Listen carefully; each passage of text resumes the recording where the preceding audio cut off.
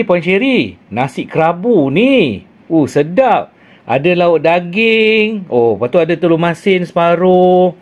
Lepas tu, ada keropok. Okey ke untuk pesakit kanser buat makan tengah hari ataupun sarapan? Minta Puan Sherry ulaskan.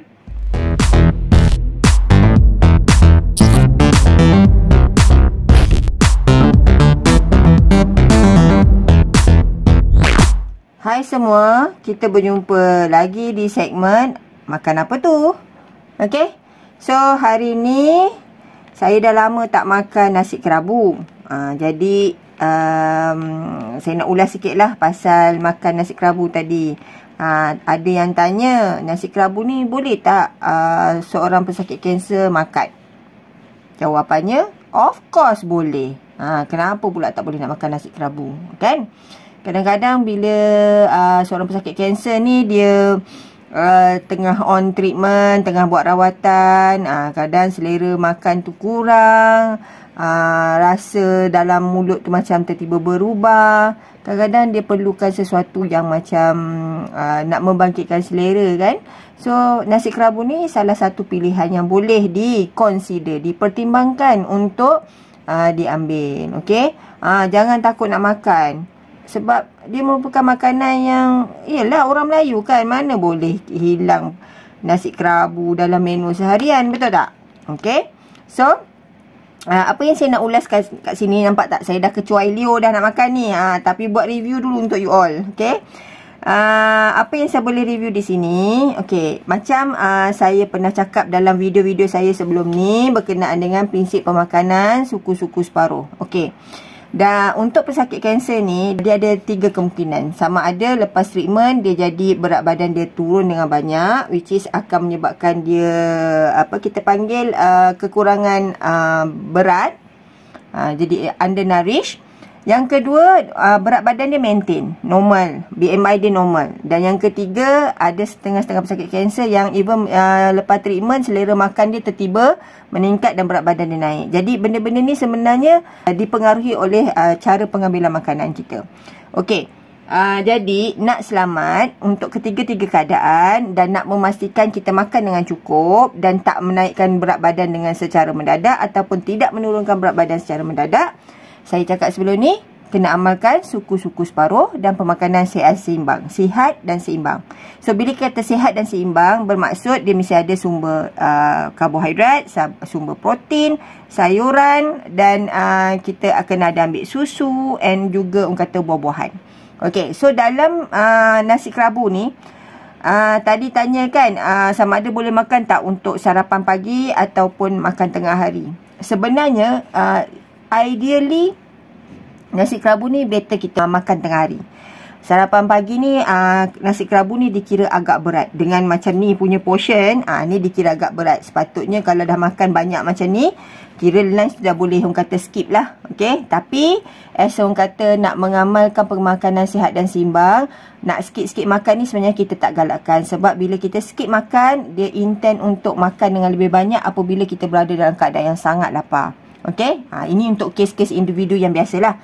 Untuk kes pesakit kanser, saya faham kadang-kadang bila tengah buat treatment ataupun lepas treatment, kadang-kadang selera makan hilang, pengambilan makanan tu tak berapa bagus.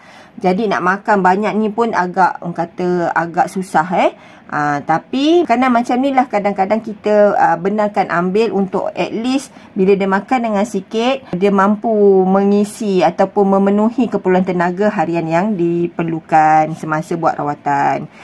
Macam tu ya Puan Sherry. So saya rasa para penonton, viewer kita ni dapat maklumat lah tentang berkenaan dengan nasi kerabu ni. Tapi kan Puan Sherry, macam mana dengan portion hidangan pada kali ni? Apa pandangan Puan Sherry? Okey. So, macam saya sentuh berkenaan dengan suku-suku separuh tu. Okey. Saya tahu kadang-kadang setengah pesakit kanser dia memang tak boleh habis makan macam ni. Okey. Tapi sekurang-kurangnya macam mana dia nak ambil. Okey. Macam ni nasi ni, kalau kita kata suku, kita gambarkan pinggan kita. Okey. Suku tu dia merangkumi banyak macam ni. Dan jangan risau sebab nasi kerabu ni biasanya bila orang masak, dia punya nasi tu dia akan letak santan. Okey, santan tu sebagai salah satu tambahan tenaga. Bila ambil banyak ni, dengan keadaan, dengan orang kata diletakkan santan di dalam pada ketika masak nasi tu, macam dia ambil seluruh nasi ni. Faham Tapi untuk orang kata prinsip pemakanan yang orang kata sihat dan seimbang dan berasas kepada suku-suku separuh, mencukupi jika kita ambil satu portion makanan nasi begini. Okey. Right, ini untuk karbohidrat. So, another suku yang tadi saya cakap bahagian protein. Okey, protein tu sebenarnya kalau antara tip kalau kata kita tak ada selera makan, biasanya kita akan minta pesakit ambil je macam ikan masin ke telur asin ke, untuk orang kata enhance dia punya selera. Tapi benda ni jangan diamalkan everyday ya.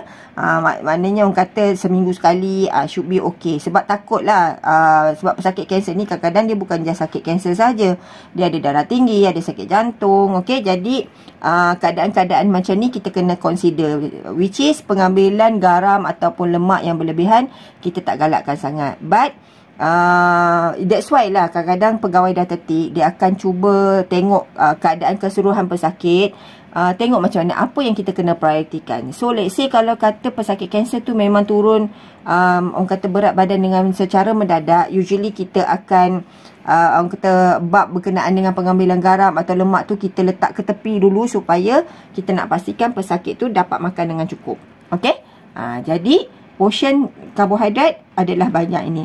Protein pula sebenarnya dalam ni saya ambil daging tau. Jadi daging ni kalau kata kita kumpul semua ni, ini dah kira satu exchange daging. Sebenarnya setiap kali waktu makan tengah hari, orang kanser dia kena ambil sekurang-kurangnya 2 exchange protein. So jadi orang kata protein yang ada dekat sini adalah daging. Lepas tu kita ada telur ni. Telur ni sebenarnya protein walaupun dia telur asin Dan kita ada keropok. Keropok ni sebab dia biasa daripada ikan kan. Jadi this one dia dah dikira sebagai protein. Jadi dalam dekat sini sebenarnya actually portion daging kat sini lebih kurang dalam 2 exchange juga ni. Okey. So dekat sini sebenarnya bila kita ambil kira daging, telur dengan keropok ni, dia dah serupa macam kita makan macam satu ketul ayam dengan tambah lagi setengah. Satu ketul setengah, maksudnya 3 exchange. Okey. Jadi untuk sekali makan, kalau nak menepati suku tu, mencukupi dengan kita ambil daging sahaja. Okey. Tapi dalam kes pesakit kanser kan, kadang-kadang ada masa kita memang minta dia ambil protein dengan lebih banyak. Sebab protein biasanya adalah salah satu makronutrien yang biasa orang kanser sangat kurang ambil. Sebab dia jadi takut. Sebab banyak orang kata tanggapan daripada orang ramai sekeliling. Kadang-kadang family member kita cakap, oh ini tak boleh makan, telur tak boleh makan, daging tak boleh makan, ikan certain yang kata kita panggil ikan keli tak boleh makan sebab ada sengat lah. Lepas tu ayam tak boleh makan sebab banyak hormon lah. Udang tak boleh makan, seafood tak boleh makan, kerang-kerang tak boleh, macam benda lah yang dia orang cakap. Ikan yang apa lagi yang saya, berduri tak boleh makan lah, bersisik tak boleh makan lah. Saya pun tak faham apa kaitannya dengan pemakanan kita. Benda ni bila dah orang kata semua benda tak boleh makan, so apa je yang tinggal nak makan kan.